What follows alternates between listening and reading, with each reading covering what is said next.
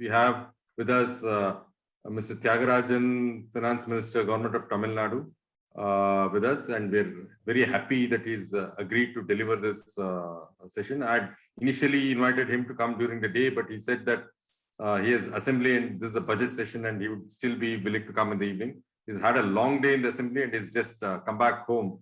And I don't think he had time to even take a glass of water. I hope during the process of his talk, he'll have that. To introduce Mr. Thiagarajan, he's a graduate of NIT Trichy, and then he's also been a graduate from the MIT Sloan School of Management as well as from SUNY, State University of New York, which is a fantastic thing because usually in a business school context, when we are holding a public policy conference, we are always at loss to bring the public policy and the business school context together. And who better than Mr. Thiagarajan, who knows both the worlds. He's been an investment banker, he's been working in Wall Street and Main Street. And for the last possibly 10 years, he's been in politics. He's been an MLA for the last session and this session. And he's been the principal spokesperson for anything which is related to finance and so on. And he holds a twin portfolio of finance and HRD, which is both relevant for us. So it's fantastic that we have somebody who has such a strong connect with the business school and the public policy realm and willing to talk to us. Thank you very much, sir, for joining us today. It's fantastic that you've come. Just as a matter of introduction, we started off the conference this morning with an introductory speech by Dr. Mahesh Rangarajan, Vice Chancellor of P.T.R University. We have got more than 125 papers for the open track and about 30 papers for the special track proposals. We got around 150 odd papers, of which we've chosen 56 to be presented in 2 tracks over 2.5 days or 3 days, in fact. So this year has been particularly good for us in terms of the quality of papers and the number of papers that we have received. We're particularly pleased. Secondly, this is the 16th edition of the international conference, and we have had this uninterrupted for the last 16 years. Our biggest challenge was last year when we went completely online, but now all of us are veterans of life online. Hopefully, by the time we are in the next conference, I hope we'll be able to go back to our original format, and I hope we'll be able to get Minister Thiagarajan to our campus at some point in time and interact with him personally. The other highlight of this conference was a special focus on cooperatives. This is the birth centenary year of Dr. B. Kurian, famously known as the milkman of India. So we have multiple papers that was presented. In fact, Dr. Mahesh Rangarajan also, pleasantly to my surprise, focused his talk on cooperatives and this thing. I hope Dr. Thiagarajan is going to talk about federalism.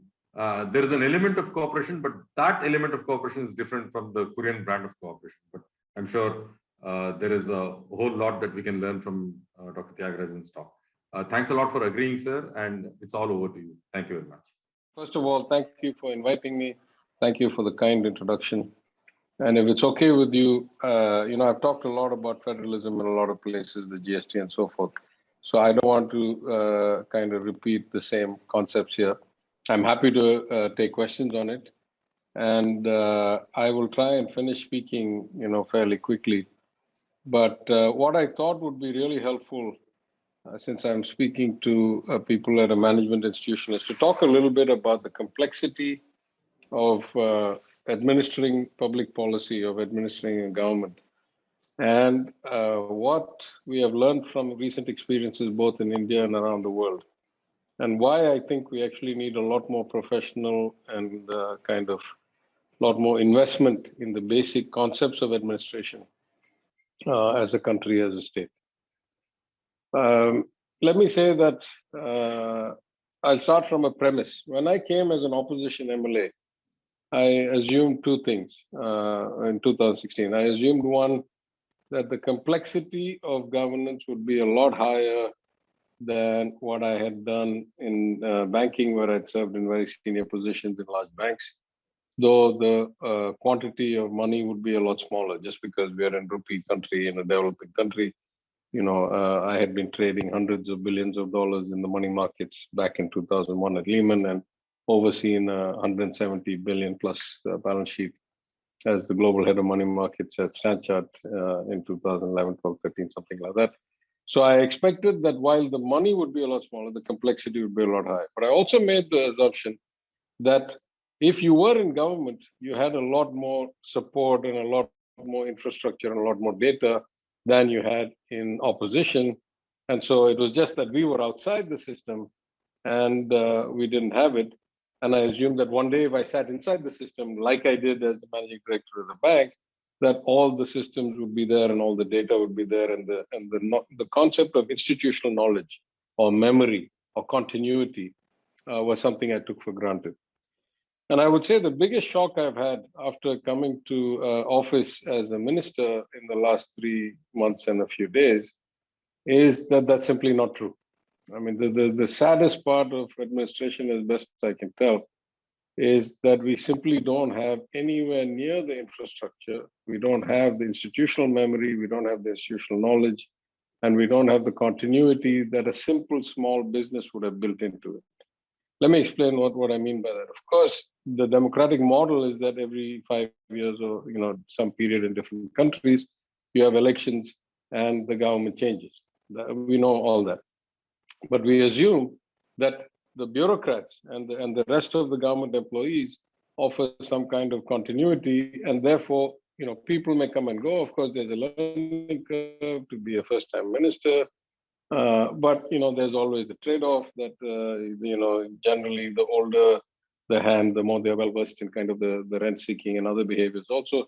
So especially in a place like Tamil Nadu, every 5 years you had a change of this party, that party, this party, that party, with few exceptions over the last 50 years.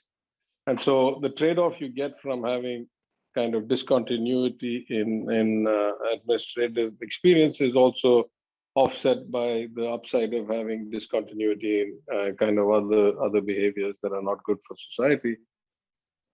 And therefore, that your net result was that the politicians come and go, but then the system is the system. In fact, that's not true. In fact, I am appalled after coming to office to find that we have two huge gaping holes. And the first gaping hole is this lack of institutional knowledge or institutional memory. Because really, you should see all government servants, government staff as two different levels. One is kind of the IAS cadre, the both exam written IAS and the deemed IAS, who are the ones who are mostly in direct contact with the ministers. And then the second is all those below that. In the case of Tamil Nadu, they come from the Tamil Nadu Public Service Commission or through direct hiring or so forth. And that goes all the way from, cleaners and office assistants all the way up to deemed IAS officers who can take the same jobs as exam written IAS officers. The problem is that the continuity and the institutionalization only happens below the IAS level in the government. Those are the people who are hired into one department and very often spend their whole careers in that department. Because as you know, in the IAS level, they rotate all the time. So it's very rare to find an IAS officer who's been in a seat more than 2-3 years continuously. And if I were to take a department, it's very rare to find an IAS officer who has been, 10 years in one department in the course of their career through multiple rotations. And of course, the ministers keep changing. So if you really think about it, there's no, of course, the workaround for this is to have such fantastic data systems and such good filing systems and such great kind of record keeping that people can walk into office and learn all the issues within a few months. In fact, that doesn't exist either. So if you take the combined effect of not having kind of good memory systems, good databases, good there's no such thing as a dashboard. I cannot understand anything about my department from a computer screen. I have to ask some secretary, then they have to write some note, then they have to send me some paper. Sometimes they may know, sometimes they may have come into the job 2 months before. Of the top 7 or 8 officers in my department, for example, in finance, I think 2 of them are more than 6 months or 1 year old, and the rest have rotated in recently. Of course, the irony of this is that regime change also results in IAS officer change because of perceived or real nexus between IAS officers and political, operators of different parties. So the net result is you have a system that is continuously in flux of human beings. And most of the people that you as a minister can speak to are not people of great depth in that department, certainly not of continuity for 10, 15, 20 years to have developed institutional memory. And so this lack of both human continuity and the lack of electronic infrastructure really becomes a debilitating factor and introduces huge complexity in the administration of a government or in the implementation of public policy. Now, some of this is supposed to be offset in the nature of our constitutional model. Some of this is supposed to be offset by the fact that we have a legislature that has a clear role. And that role, as envisioned in the Constitution, goes from basic things like committees that will, standing committees that will address the issues, let's say, in Parliament, to vetting of bills, to internal communication, and then dissection of laws and proposed laws and so forth, to functional committees. For example, the reason I'm a bit rushed today, I've just participated in a training session for all the new MLAs in Tamil Nadu, where the topic given to me was to talk about the finance-related committees, which in Tamil Nadu are the Estimates Committee, or a forward-looking committee that tries to help the government frame the estimates for the budget for next year. Public Sector Undertakings Committee, which is a kind of real-time committee which helps with the administration of public sector undertakings like electricity, transport, water, etc. And then the Public Accounts Committee, which is a backwards-looking committee, which looks at the reports from the CAG about things that went wrong and tries to analyze how did they go wrong, why did they go wrong, who should be held accountable, and most importantly, how do we prevent these from going ahead in the future. So in the original design of the Constitution, there was a clear role for the legislature. And this role included all the way from actual legislation support, the creating of bills and laws, to administrative support through such committees, and through kind of what can I say, sometimes cooperative, sometimes accountability holding role for the elected legislature. Now, already in a system like ours, there's a very close nexus because the government is formed by the party that has the highest number of legislators. So at some level, the legislature has already got a bias towards the administration by the nature of the democratic model we have. But at some other level, if their roles were truly as envisioned by the Constitution, then they add significant value in this public administration and public policy administration. Part of the problem of complexity is also the proliferation of institutions, agencies, boards, public sector undertakings. Politicians like to be remembered. Politicians want to leave their mark. And one of the easiest ways to do that is to come and create a special purpose vehicle for a special need. For example, in Tamil Nadu, we have many, many different housing development corporations. By the sheer volume of entities to be administered, entities to be seen over. And the proliferation also affects your administration, because if you take Tamil Nadu, for example, we went from something like 200 plus IAS officers about 10, 15 years ago to 300 plus IAS officers or so today. But if you look at the entities, there are probably hundreds of entities. There are tens of districts, and there are always pressures to increase the number of districts, to increase the kind of number of taluks and the onriyams and all that stuff. So you're perpetually expanding the scale of the organization, and you're not actually keeping up with the number of management people or staff or the overhead that you use to run these things. So the net result of all of this, I must say, the worst case outcome is what we often see, which is that the lack of adequate infrastructure, the lack of adequate management capability, the lack of adequate sophistication, continuity, institutional memory, institutional knowledge, results in effectively what I would call a failure of governance. And by failure of governance, I mean you're not able to achieve the things you really ought to achieve. You're not able to achieve the real profound fundamental things you ought to achieve, which is to increase people's quality of life, improve the infrastructure and keep up, let's say, the government role as a function of GDP or GSDP, and make sure that people's, there's inclusive growth, that everybody gets to participate in the growth. And so what happens is that we end up with relatively poor outcomes.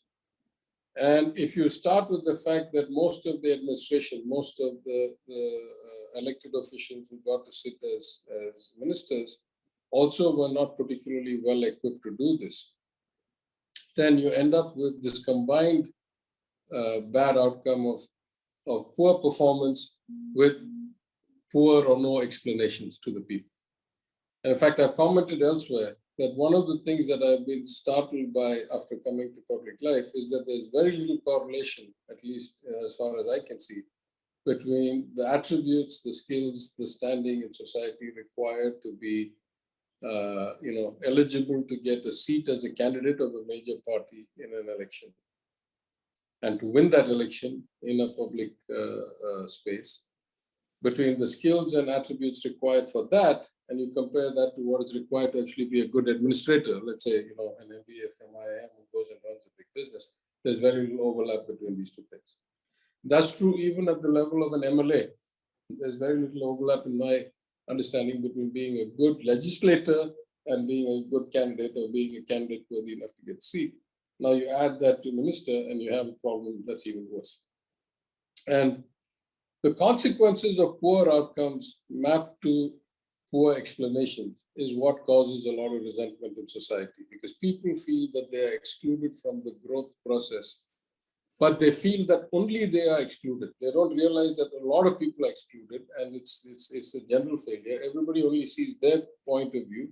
Of course, they realize that some people are benefited hugely, whether it is the plutocrats, the oligarchs, or as one of our advisors, Thiagarajan, wrote a book many years ago with his fellow professor from Chicago, Luis Ingales, Saving Capitalism from the Capitalists. So what happens if few capitalists get really successful and then they figure out how to draw the bridge up and keep the moat around them through lobbying, through influence of the political process, and it's no longer a level playing field. It's no longer an open market. You get so big that not only are you too big to fail, but you're too big to compete. You can control the system and make it no longer a level playing field. It's now skewed, and the playing field is tilted the wrong way.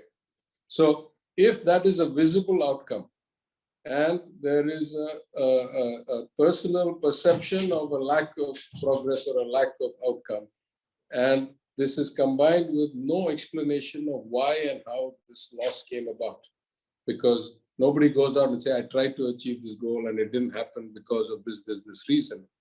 Now you have all the kind of ingredients for a whole bunch of people to feel alienated and to somehow feel that they have been kind of, cheated out of something. And I think this is it is of course a developing country's nightmare, but it is also not uncommon to developed countries, because if you look around the world today for the last, 5, 10, 15 years, what you see is an increase in the kind of anti-science, anti-intellectualism, kind of right-wing populism, sometimes violent, sometimes irrational, the anti-vaccine kind of crusade, the Tea Party kind of, as they say in one of the US has very trenchant expressions.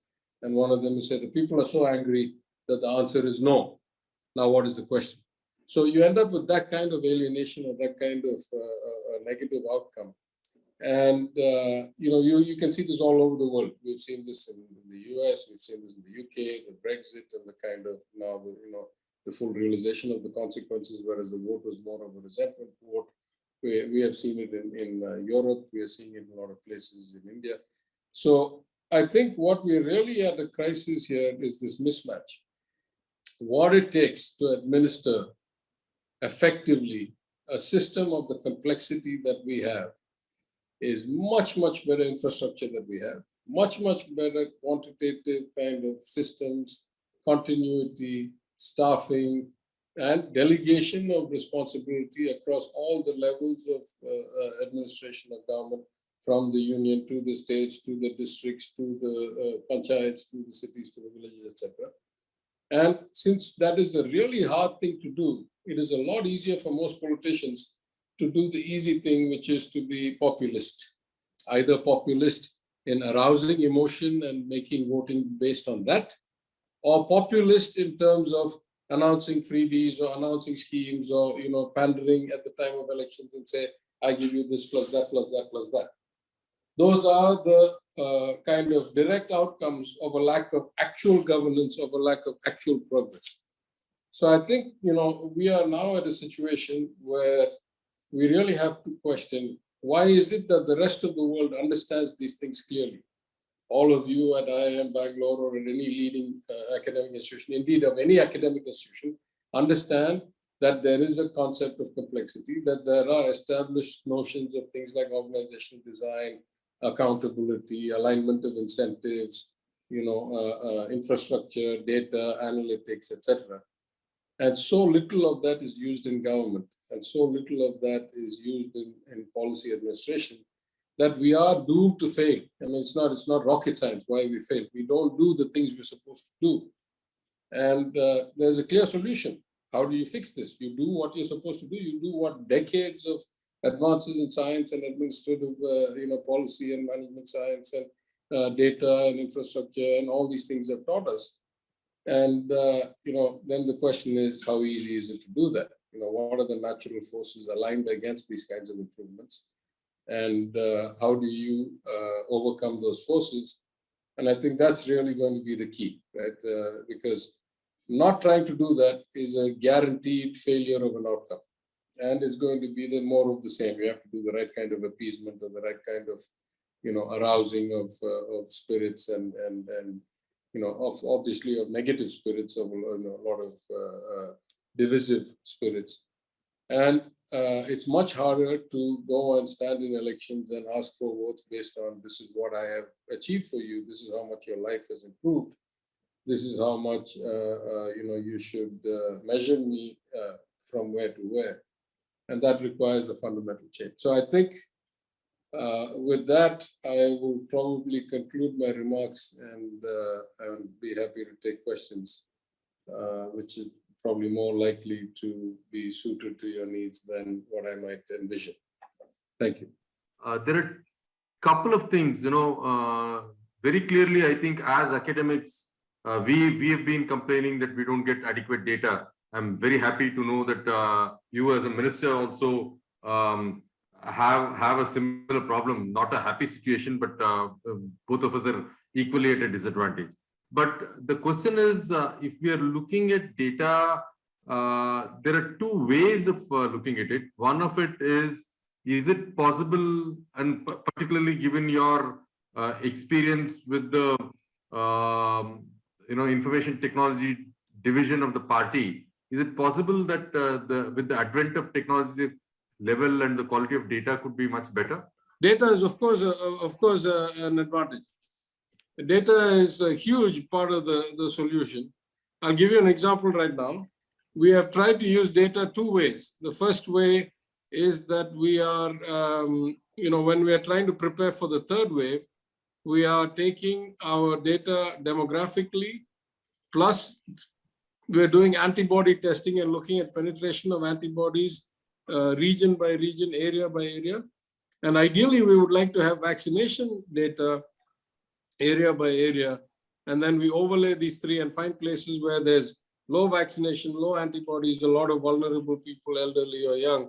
And then we start targeting those both for increased vaccination of the limited vaccines we get. We get about a third of what we think we can actually vaccinate in a day. And then the second is that we create medical infrastructure and additional support facilities. So we can do that. But, and I give you another example, as I announced in the budget, we are now building a comprehensive family and individual kind of economic circumstance database, integrating information we have from the ration system, from the government employee list, from voter database, from whatever we can get from central agencies, from gas dealers, from income tax, etc. But as you can hear me speak, you can see that part of the problem we have is that a lot of this data is not accessible to the states because of way the constitution is framed and because of the way the union is kind of the predominant data collector as well as tax collector as well as kind of most of the infrastructure, we have a situation where we are not getting any, we're not getting adequate data on which to base our decisions. So one of the things that I've mentioned in my reply to the budget debate last Thursday is that the government of Tamil Nadu through the chief minister is going to make a formal request to the union government to come up with a model or a system for the creation of data sharing between the union and the states, not just for Tamil Nadu, but for all states, and to see how we can improve the availability of data for use. I'll just read out the question. It's a slightly longer thing. It's evident that the new administrative TN and particularly you have been continuously looking at the development of quality for efficient governance, in line with the political philosophy, which is social justice, as you say. Is there a special focus on land database, particularly with regard to Panjami lands? That is the question. Yeah, I don't want to get into just Panjami lands, but I want to say that overall there's a huge problem with lands, right? I don't know if you've read my budget speech, but I've cited the CAG report that says that 2.05 lakh hectares, about 4.5 lakh acres of government of Tamil Nadu land, which is about 5% of the entire land holdings of the state of Tamil Nadu or the people of Tamil Nadu, is under encroachment, even by the government's own data systems. My best guess is that's a huge underestimate. I have said in the assembly that there are probably thousands and thousands of acres that were leased during the days of the British Raj have expired that we have not gotten back into possession. There are hundreds or thousands of acres of land that were leased by the government of Tamil Nadu or the state of Madras or the Madras presidency or whatever that have not fit the reason for which they were given. We have not gotten those back. So we are an enormously asset-rich state. My friend Rajesh Jain started this movement called Dan Wapsi, if I'm remembering right. And he had a very valid point. He said, how do we, is it conscionable to say that we have a whole bunch of poor people in our state or in our country, and yet we have all these assets that are lying, unused and unlocked. So if you look at it from Tamil Nadu's perspective, I'll give you one example. We decided, the chief minister announced that we would set up a library in Madurai in the name of our former chief minister Kalaignar, and we were looking for a spot for it. And after the first kind of 2 rounds in 6 places, nothing quite fit the bill. When we finally decided that we had to expand, suddenly one DRO said, why don't you look at this place? And it's a prime piece of property, about 2.7 acres on one of the biggest main roads, about 100 meters from my house. And as soon as I saw it, I said, hey, if this is an available possibility, then there are 50 like this. The collector's bungalow sits on 10 acres. The commissioner sits on 8. You look at there are hundreds of acres of government of Tamil Nadu land or Corporation of Madurai land in the most expensive parts of the city. And they're all used highly inefficiently. What do I mean by inefficiently? The person who was occupying this 2.7 acre prime land worth tens of crores in a building dating back to 1912 that was leaking and not fit for purpose was an assistant engineer of the Public Works Department. So surely that was not the ideal utilization of an asset worth 20 crores for such a junior employee of one of the 54 departments of Tamil Nadu. So I think from a land perspective, I would say that Tamil Nadu has done a better job than most in terms of Panjami lands and stuff like that. But I'm relatively new to the system, so maybe my perception is wrong. But I can say with certainty that we are sitting on, just so much. I give you a different example. This is my own house, but my allocated government house is across the street, about a couple 100 meters away. That is one of 50 or 60 or 80 or 100, I don't know, houses between ministers, judges, etc. All of those houses are, sitting in prime parts of the city, and they're, huge compounds, half an acre, quarter an acre, 1.5 acres, 1 acre. But there's no reason why those lands should be used using 1930s buildings, 1920s buildings, 1950s buildings for the utilization of ministers. I think most ministers and judges would be happy to live in much more modern, much more efficient, much more comfortable, buildings and we could leverage those lands. We don't even have to sell them. We could take out, like Singapore does 99-year leases. So land is a huge underutilized asset in most states and definitely for the country.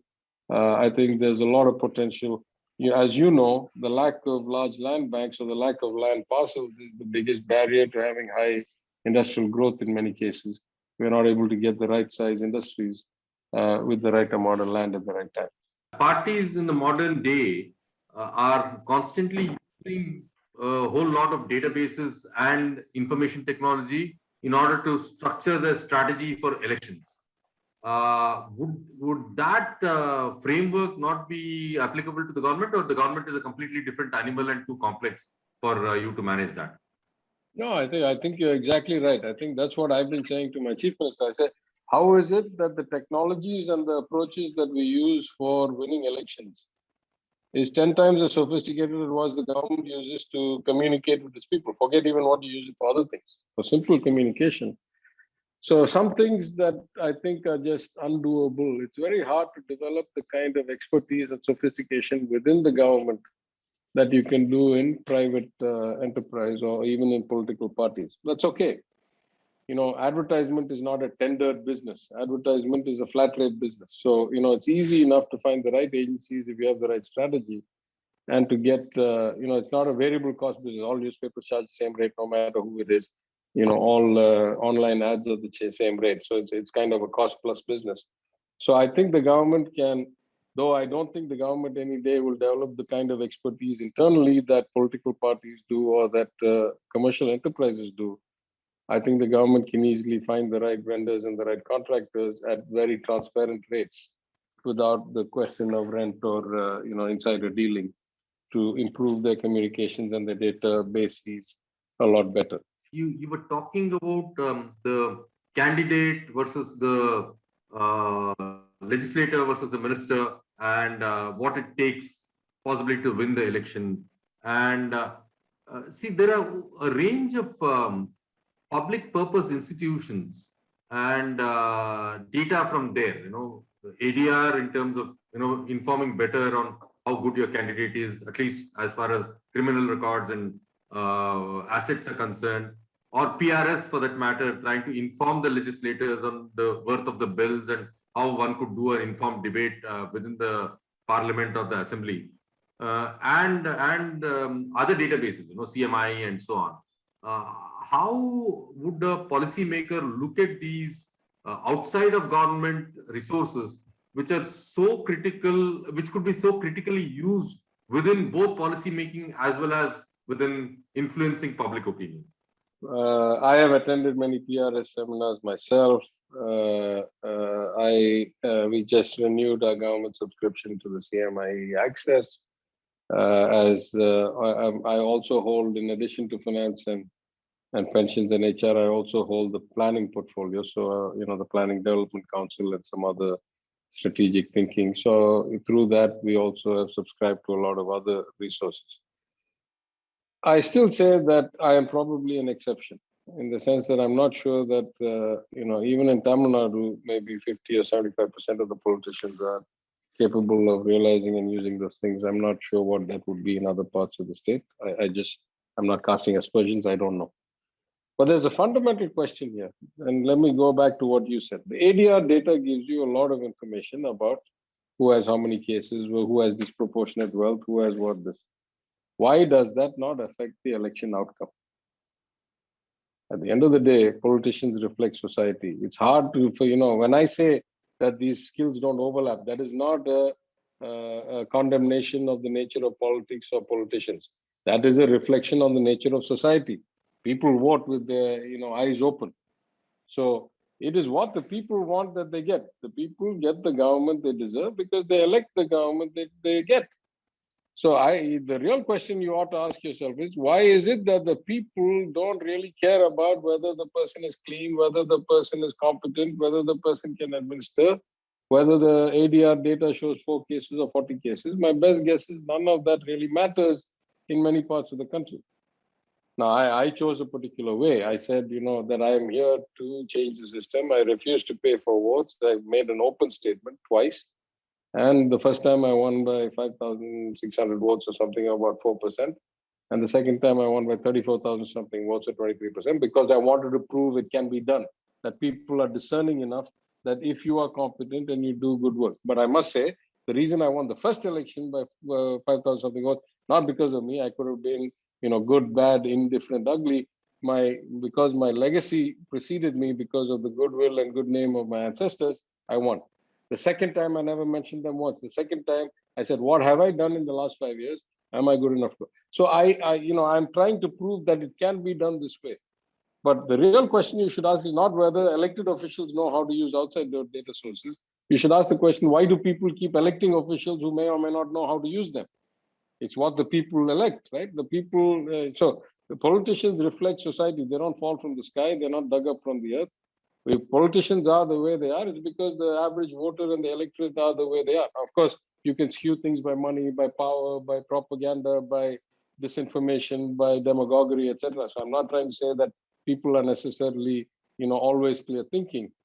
But by and large, and I've even given you the kind of the flip side of that. That is, if you constantly see failure of governance, failure of public policy, inability to advance people's lives and careers and job opportunities and growth, then the resentment starts. And if nobody has explained why this thing fails, then automatically they assume that there's some conspiracy or there's some irrationality behind it, or there's some bias, or that there must be some villain.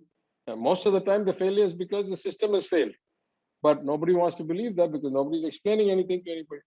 So the real question I go back to in your case is, if the ADR data is there, what is the correlation between having a good record on ADR or having a bad record on ADR and being elected? To my mind, the correlation is zero. So what does that say about the system? I would like to ask, with all your, you have two lineages. One is the political lineage, which comes from, whatever background you come from. You have a lineage of being in the corporate sector and, managing complex activities there. Are there any skill sets that can be used, particularly given the deficiencies you talked about? Obviously, there are a whole lot of skill sets that can come from the corporate world, which can be used in the political arena. But you've talked about lack of data, lack of support systems, lack of a larger ecosystem. So how are you managing? And obviously, having been in the opposition for 5 years must have helped you to get to know the system much better. But in general, how is it that you can take, even as an independent minister, how can you take much more informed decisions using your skill sets that you acquired from outside of the government? Yeah, I mean, I'm not sure I fully understand the question, but let me address a couple of points. I would say that if I did not have my legacy, the fact that I was educated or competent or a former XYZ in ABC company had zero reflection on my ability to get elected. That's basically the reality of the world. So the first time I got elected, it made no difference whether I was from MIT or not educated at all. They elected me based on my legacy. If you ask me now, I would say now people say that the real value they see in me is that I actually know my job and I know what I'm talking about, and that's so refreshing for them. But in my mind, the greater asset than all of this, the greater asset than any knowledge, any skill, any education is compassion.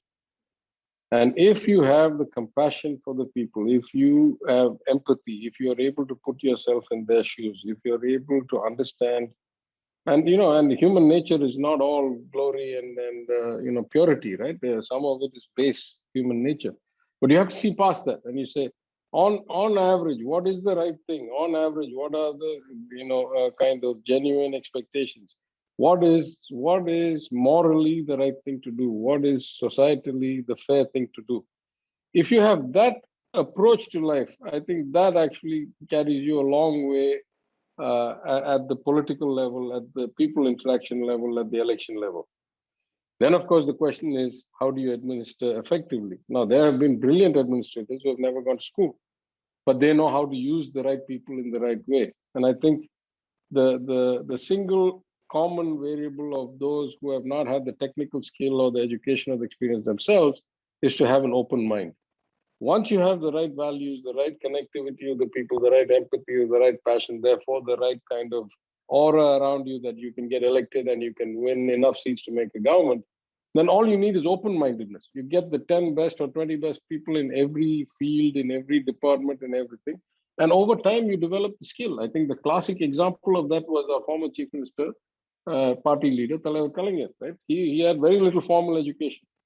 And in the first government that they formed after P.T.R. Ranna passed away, the opposition told them, he said, you guys are running a third-rate government. You're not fit to administer. Of course, he had the wit to come back and say, no, you don't mean third rate, you mean fourth rate, because according to the kind of caste system, we are from the fourth level caste. So he was able to twist it. But the truth was they were not that good at it because they didn't quite understand. But you do it long enough and then you realize. So by the time, when I met him, when he was really well advanced, on any topic, he would ask 5, 10, 15, 20 people opinions.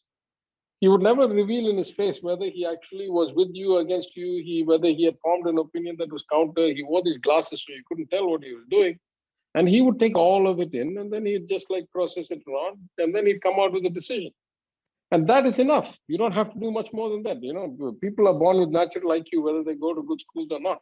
So if you have the right IQ and you have the right empathy and the right connectivity with the people, then keeping an open mind and being able to take input is enough. It's only when you start believing that you are all knowing, all seeing. And this happens in all departments. It happens in all institutions. It happens on Wall Street. It happens in hedge funds. It happened at Lehman Brothers to some extent. It happens everywhere that you get too successful too fast and you start believing your own smoke. You start believing that somehow you can divine the future or that you're infallible and your thoughts are worth so much. And you make decisions without taking enough input. I mean, I don't want to go into examples because it'll be accusing, people accuse me of politics, but we don't have to look too far back. We look back the past 5, 7 years, and you can see lots of decisions that were taken without enough input that led to really disastrous outcomes. So I of course, it helps a lot to be qualified, competent, experienced in a particular field. I think I'd make a better finance minister than I would, let's say, a health minister. I've never been a medical doctor. I don't understand what goes into it. But I think far more than that is the kind of ability to have empathy, connectivity, compassion, and an open mind and take input. What GST has done to the federal structure is it has restricted the ability of the state to levy its own taxes, or do a much more precise, targeted taxation and have your own local level, because you get into the GST council and whatever is left to you is, as of now, fuel, excise, land revenue, and things like that, and motor vehicles and so on. How much does that affect your budget making, particularly given that you've also decided to ease a little bit of your tax revenue on something that could have been a milking cow, which is fuel, right? That is one part of it. Second, is there a tendency to push, not necessarily with the state governments or the center, to push a whole lot of things onto the off-balance sheet side, where you create a special corporation and that sort of incurs losses, or you create a SPV which doesn't get into the regular budget but gets refinanced once in 3, 4, 5 years, and therefore goes under the radar. Since you are from the corporate world, you understand the off-balance sheet contingent assets and liabilities much better. Yeah, there's probably about half an hour worth of response for that. So let me try and keep it short and take the easy one first. Off-balance sheet can be good or bad, right? My first job at Lehman on the commercial paper desk, 1 week after I went in, I got what they call in the US a blanket subpoena. Said, hand over your computer, your hard drive, your papers, your everything, because we were a commercial paper dealer for Enron. And they had just discovered the whole rawhide and all this, so-called innovation of off-balance sheet entities that collapsed. So off-balance sheet entities can be good or bad. You can also have good off-balance sheet entities. Like if you want to do infrastructure funding, it's very easy to get public-private partnerships and set up port companies or road companies where there's a guaranteed tolling kind of revenue. In fact, the history of India is not that good, and Tamil Nadu has been horrendous. We claimed the lady, when former chief minister had a vision, good vision with ADB and other people's support. But when it came to execution, it's quite a mess, and I've inherited a mess that I'm cleaning up in terms of off-balance sheet entities like the infrastructure fund and all that. But it can be done well. I mean, it can be done very well indeed if it's done properly. So I won't get into that. I'd say, off-balance sheet can be for good or bad reasons. If it's for bad reasons, there's a limit. Nobody's that dumb in the world of finance or in the world of, developmental finance. So if you try to push like 5, 8, 10% of your GDP into like off-balance sheet vehicles every year, it's not a perpetual machine. At some point, you're going to hit bottom and have serious consequences. On the other hand, off-balance sheet can be done really well if done for the right assets with the right partners at the right rates. So I won't go too much into that. As far as GST is concerned, of course, GST was a fundamental loss. My friend Praveen Chakravarti and I wrote an article in the Mint newspaper, I think in April of 2017, before GST came into effect. And we said there's a downside to one nation, one tax. And we talked about the specific example of through MGR, then Chief Minister of Tamil Nadu, who decided one day he was going to expand the noon meal scheme to all children, irrespective of any means testing, and say whoever comes to a government school should get free food. The estimated cost was so high that there was no way to finance it. So he said, no problem. Tamil Nadu will raise its sales tax from 7% to 8%, finance the meal scheme and get done. I think most people would say it was a tremendous success. It resulted in fundamental improvements in nutrition, in development, in learning, in gross enrollment ratios, in reduction in dropout rates, in reduction in child marriage, in reduction in child labor. It was a phenomenal success. So that we saw this coming, right? So in April of 2017, we said the problem with GST is we lose that flexibility. We are a relatively well-to-do state. We may decide we want to raise some tax for something, for some purpose, and we're not going to be able to. Be that as it may, GST is GST. Now I got bigger problems than the fact of loss of independence, right? The implementation has been so kind of afterthought based, so many hundreds of changes, profound fundamental issues like what should be for approval, what should be for ratification, what should be for information are still being debated 4.5 years later. The whole notion of compensation was designed badly. It was designed only to cope with idiosyncratic risk.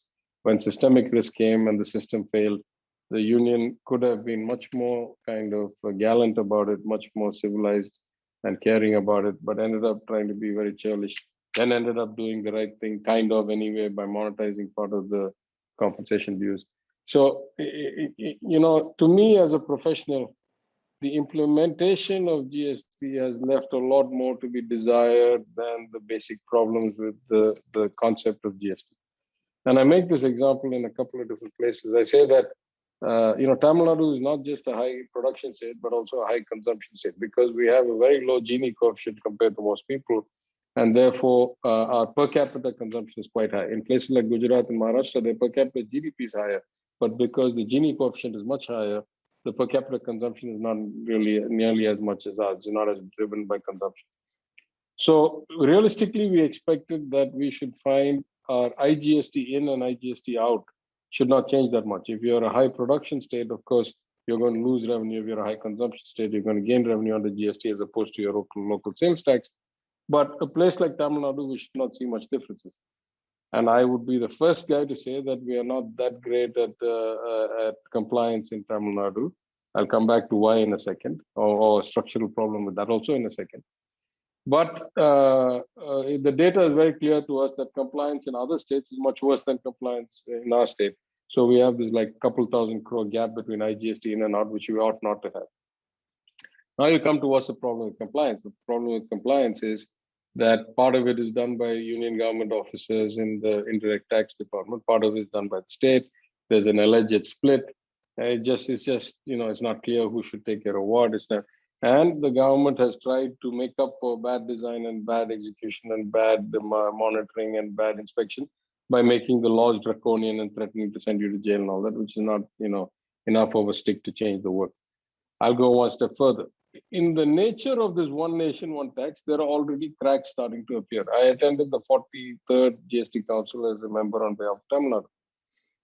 One of the items that came for discussion was, in a further move to increase ease of doing business, should we allow those with less than 5 crores turnover to not just file once a quarter, but pay monthly? Should we move them all the way to file once a quarter and only pay quarterly as opposed to pay monthly?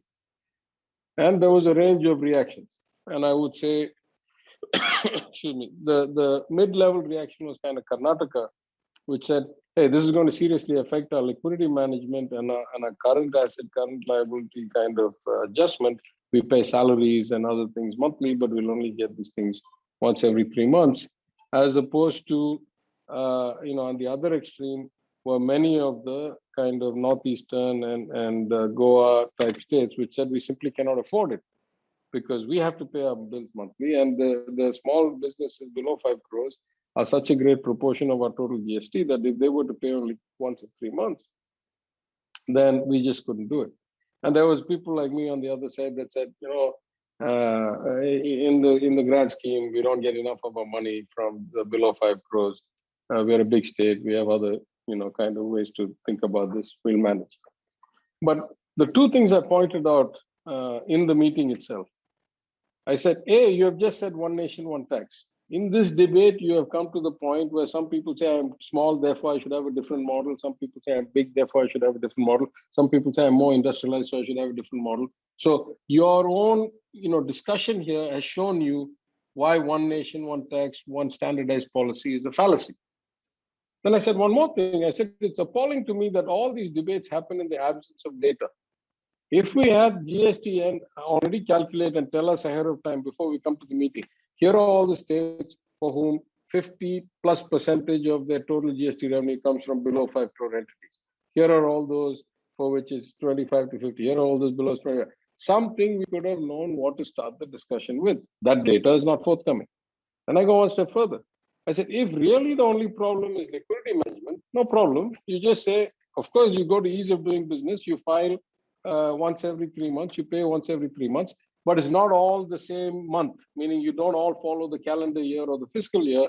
Some people pay January, April, July, etc. Some people pay February, May, August, etc. So you stagger the 3 monthly payments so that you actually get the liquidity in the right place. So there are 100 ways to solve a problem technically, but if you don't have data and you insist that you must have a standard approach, then the system itself is going to fail. It is not sustainable. It's just, one man's willpower cannot make something come true. We are a country of 1.4 billion people. There must be some underlying science, some logic, some data, some thinking, some compromise, some adjustment. It is not possible to make something come true because I say so. We're not in Star Trek. Scotty, make it so, and something happens. And it doesn't happen like that. So I think that's the part that frustrates me the most. Person representing the business world, you might say GST conceptually, I'm not talking of how it's implemented, is a good idea. One nation, one tax, it's ease of movement, ease of logistics, and so on. Second, if you wear your hat as a minister of a state government, then you suddenly say my ability to tax, decentralization is affected. How do you, square up these two contradictions? That's one question. Then let me ask one more so that you can sort of take both together. Dr. Reddy constantly used to say that the enthusiasm of the states to claim decentralization, that they need much more, from the Finance Commission, etc., is only matched by the reluctance to decentralize further with the panchayats and the municipal corporations and so on. So how do you look at that? So these are the two questions. Yeah, so I'll answer the second question first, right? I think it was the famous economist, I forget his name, who started the NFPIP. What is it called? The one in Delhi, where the PRS seminars are held, who said everybody wants decentralization, but only to his level, right? Dr. Govind Rao. No, I think it was somebody. But anyway, the quote is still relevant. It says everybody wants decentralization only to their level, right? So at some sense that is true, but at least I personally and my party have always been for greater devolution. The Justice Party's concept was local self-governance. The power given to district boards and towns and municipalities and corporations was enormous in the Madras presidency under Thiagarajan in 1921. We have followed those principles. I have been on record saying that one of the reasons that Kerala does a lot better than us on certain administrative measures is that Kerala is a truly devolved state. Now we have state finance commissions, and by coincidence, after we came to power, the term of the sixth State Finance Commission is still, they couldn't do their work in time, so we extended it by 6 months or 9 months. And my request to the chairman of the State Finance Commission was exactly what, on behalf of the DMK, the representation I made to the Union Finance Commission, please consider those as my inputs to the State Finance Commission for greater devolution between the states and local bodies, between the state and local bodies. So we try to keep consistent in our principles. Of course, the outcome will tell us. And we are more devolved than most states. We are not as good as Kerala, but we're much better than most other states. Should some indirect taxation be common across the country? Absolutely. Should all indirect taxation be common across the country? Absolutely not. We are not there right now. We have GST that covers some range of products, and then core products, critical products like the energy products, alcohol, etc., electricity are out of it. So if I had to make an ideal recommendation for a model of taxation, I would start fundamentally in a different place. The true lever for taxation for any socialist country, for any progressive and development-oriented welfare state is direct taxes, because direct taxes can be progressive. So the problem starts with the fact that only the union controls direct taxes, and they have been slashing direct taxes as a percentage of GDP or in flat rates by so much that we have become fundamentally an unfair country, much more so than in 2014. 2014 was something like 56, 57% direct tax and 43, 42 something percent indirect tax. Now it's reversed, right? So the OECD benchmark is 60% direct taxes because they're progressive. You know who you're taking it from, so you can raise the rates and the slabs and so forth. And 40% indirect because by definition, indirect taxes, point of sale taxes, you don't know who you're taking it from, and you know it must be regressive. The poor man and the common man must be spending more of their income on taxable goods and services than the capitalist and the rich man who have so much money they do investing and saving and stuff like that. So the problem starts with the fact that you don't have direct taxation at the states. So the long-term solution must include all three things. One, direct taxation must be devolved to the states, at least in part. That happens everywhere. It is true in communist China. It is true in capitalist America. It is true down to cities in China and in America that they can levy direct taxes at a city level, at a district level, at a state level, at the union level. In India, only the union can levy direct taxes, which are really the only fair taxes. So we start from that. Then we say of indirect taxes, which are inherently, regressive and unfair, then surely you reduce the scope of these taxes that are homogenized across the country to truly things that are sold across the country. Milk doesn't have to be. Most people don't sell milk in, ship milk from Madurai to Delhi. Milk in Madurai is sold in Madurai. And so forth. So I think, of course, milk should be exempt. That's a different story. But I'm trying to say there are many products that are local market products. There are a few products, let's say motorcycles and cars, that are sold all over the country. I have no problem with that logic.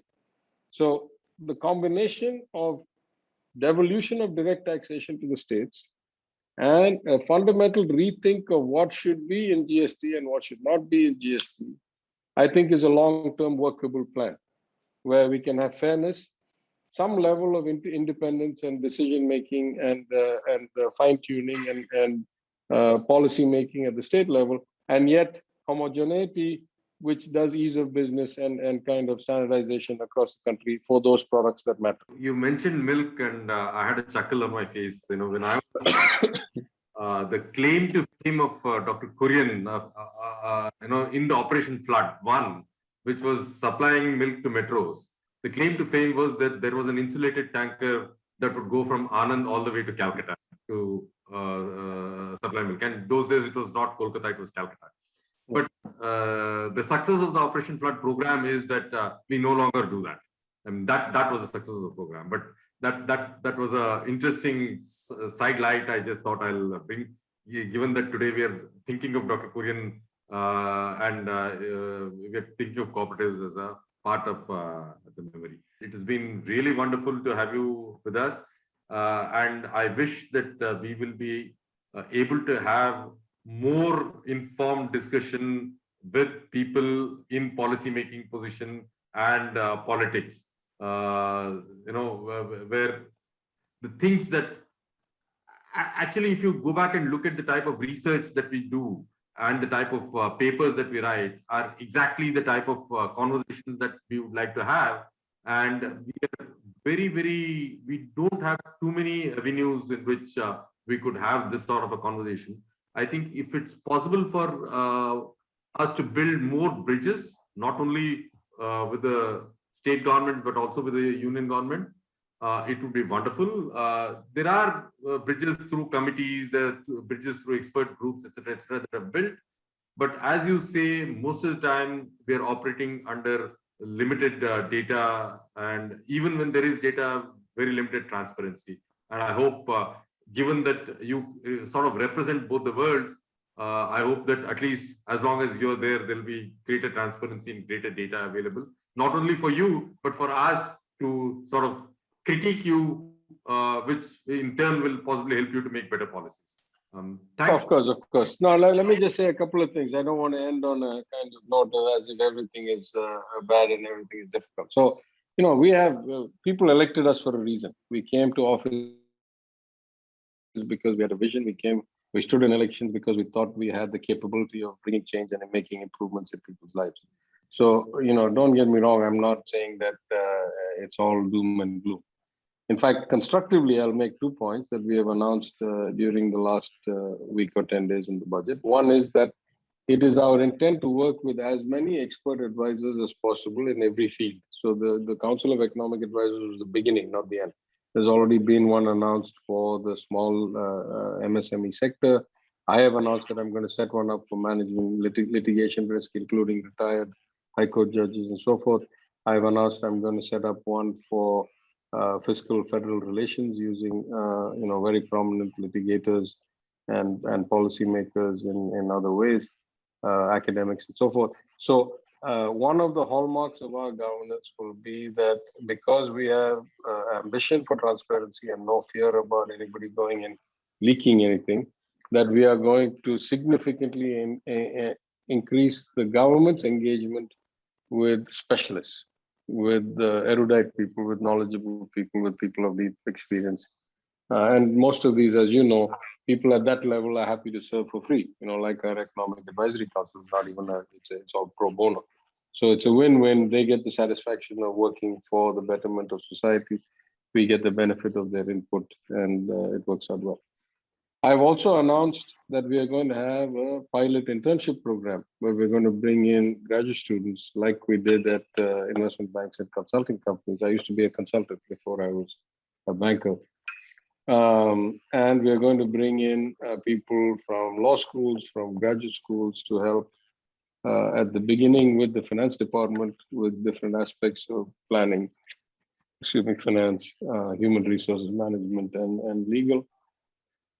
As we learn, we'll expand that. So those will be paid because young people need to be paid, and we think that they will come with fresh ideas, and their engagement will help us a lot.